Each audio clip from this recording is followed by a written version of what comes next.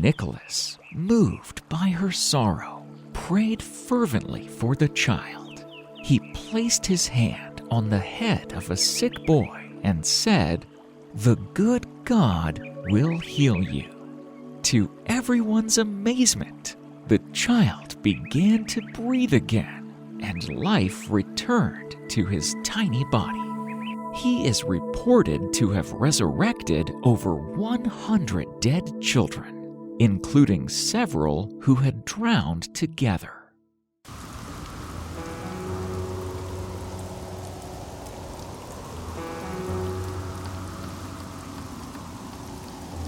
Another time, when 9 passengers on a sinking ship asked for help,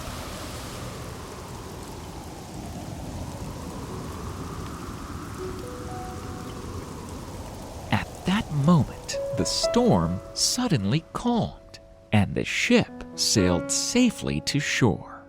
The sailors knew it was a miracle, and they praised God for saving their lives through Nicholas's intercession. Despite his many good deeds, Nicholas's life was not without its challenges. He often fasted and went without food, believing that this would help him grow closer to God. During these times of fasting, Nicholas began to have visions of heaven. In one vision, he saw a ladder reaching up to the sky, with angels going up and down it. He believed that this was a sign from God, showing him the way to heaven.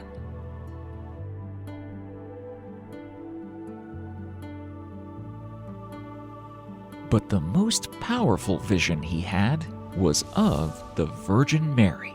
She appeared to him, surrounded by a radiant light, and told him to keep up his good work. She promised that he would be rewarded for his faithfulness, and that God had great plans for him. Nicholas was filled with joy and renewed his commitment to helping others. He settled in a monastery in Tolentino and spent the rest of his life there, preaching in the streets. Though the city was torn by civil discord, he raised people's attention to heaven.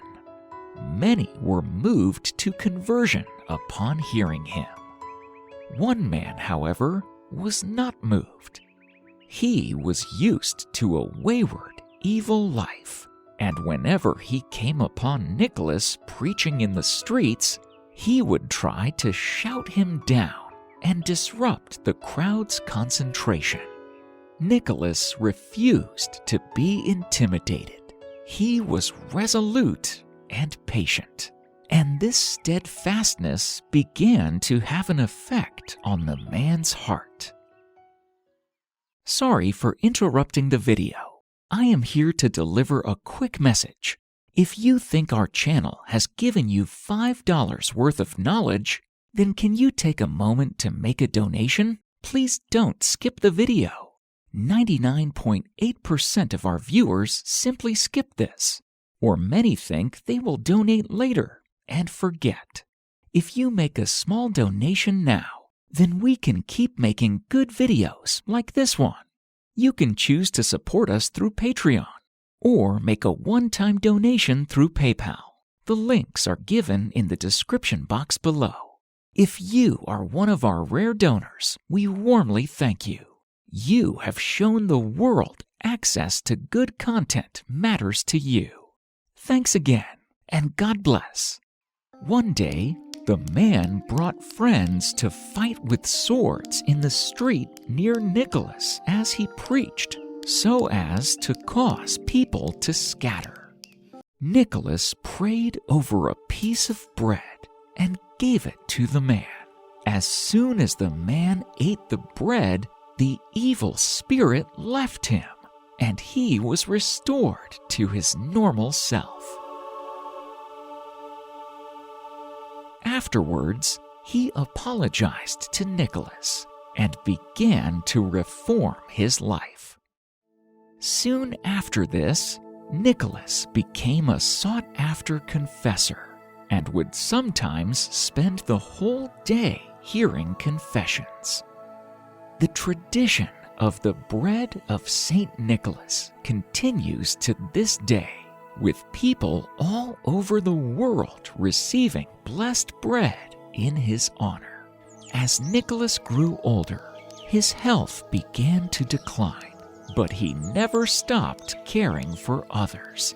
He continued to visit the sick, comfort the dying, and bring hope to those who had none. Even when he was too weak to walk, he would be carried to homes of those in need. In 1305, after many years of service, Nicholas knew that his time on earth was coming to an end. He prayed for the strength to continue his work until the very last moment.